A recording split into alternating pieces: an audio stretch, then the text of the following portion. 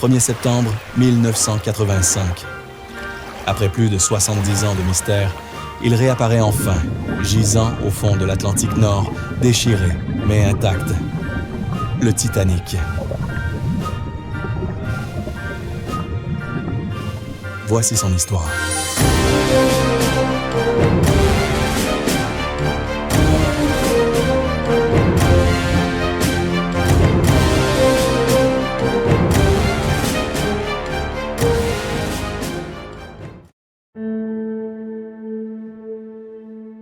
Nous sommes à Belfast, en 1909.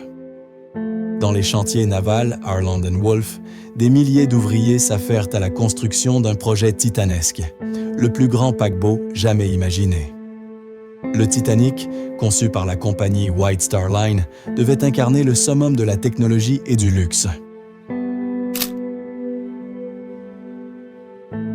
Long de 269 mètres, pesant 46 000 tonnes, équipé de 4 cheminées majestueuses, dont une factice pour l'esthétique, le navire impressionne autant qu'il fascine. Il est doté d'un double fond de 16 compartiments étanches. On le dit insubmersible.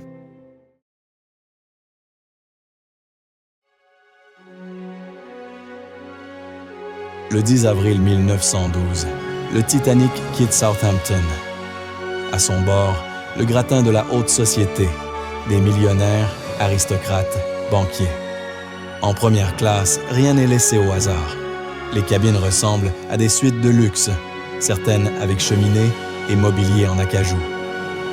L'escalier central, inspiré du château de Versailles, est orné de ferronnerie et surmonté d'une verrière qui laisse entrer la lumière.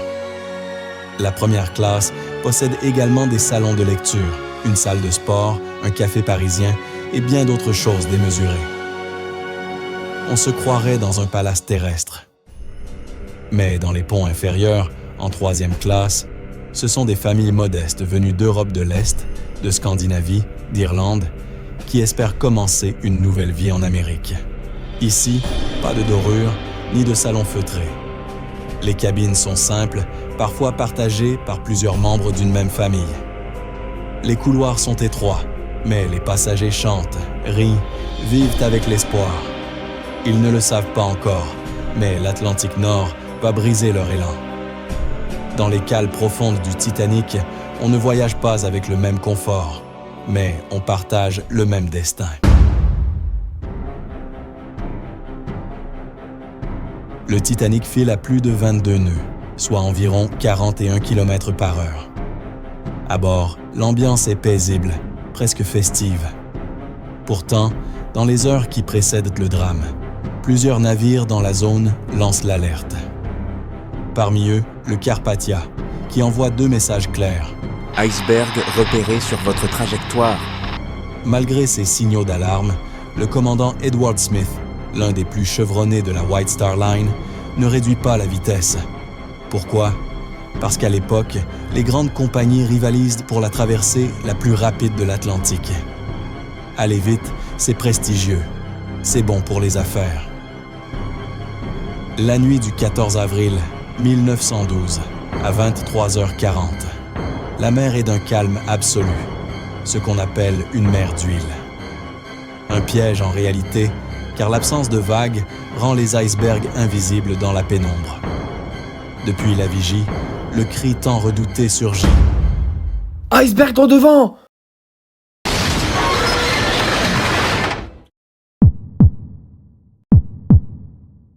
Une manœuvre d'évitement est tentée dans la panique.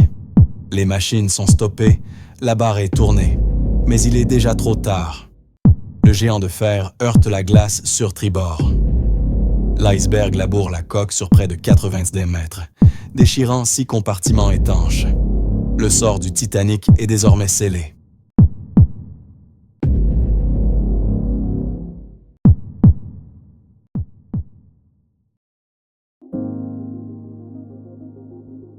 Après avoir heurté l'iceberg, l'eau s'engouffre rapidement dans les compartiments avant. Les ingénieurs le savent, le paquebot est perdu. L'évacuation commence dans la précipitation, mais il n'y a pas assez de canaux pour tout le monde. Les femmes et les enfants sont prioritaires, mais rapidement, l'ordre cède la place à la panique. Sur le pont, Des cris, des bousculades. Certains refusent encore d'y croire, d'autres supplient qu'on les laisse monter. Des hommes déguisés en femmes tentent de se glisser à bord des canots. Des coups de feu retentissent. L'équipage tente tant bien que mal de maintenir le calme, mais la peur gagne tout le navire. À 2h18, le Titanic se brise en deux dans un vacarme effroyable. La poupe se redresse à la verticale, puis disparaît à 2h20 dans les eaux sombres de l'Atlantique. En quelques minutes, 1500 personnes meurent, noyées, écrasées ou figées dans l'eau glaciale. Le plus grand paquebot du monde est devenu une tombe flottante.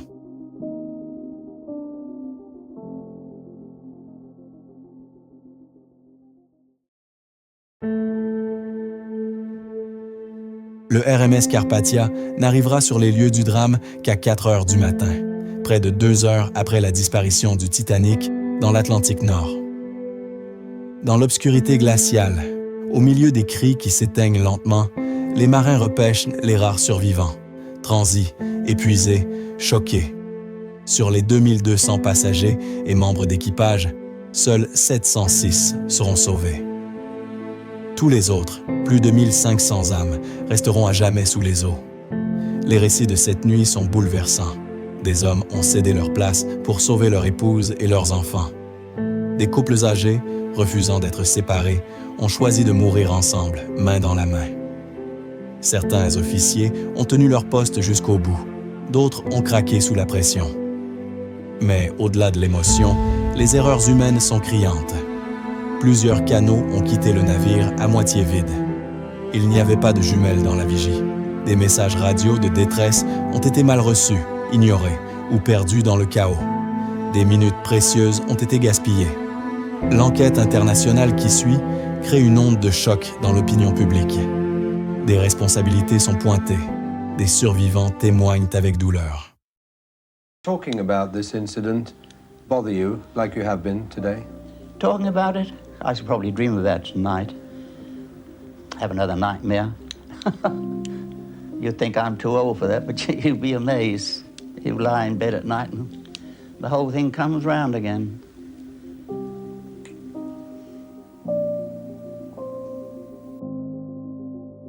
Face à l'ampleur du désastre, le monde maritime change.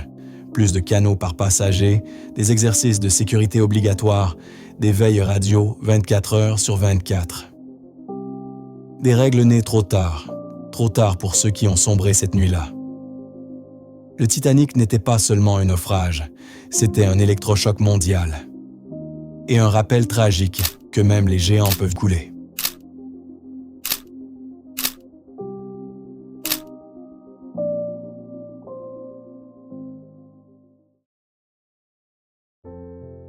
En 1985, l'épave du Titanic est retrouvée, à plus de 3800 mètres de profondeur. Là, dans l'obscurité glacée de l'Atlantique Nord, le géant repose, rongé par le sel et le temps, mais toujours majestueux.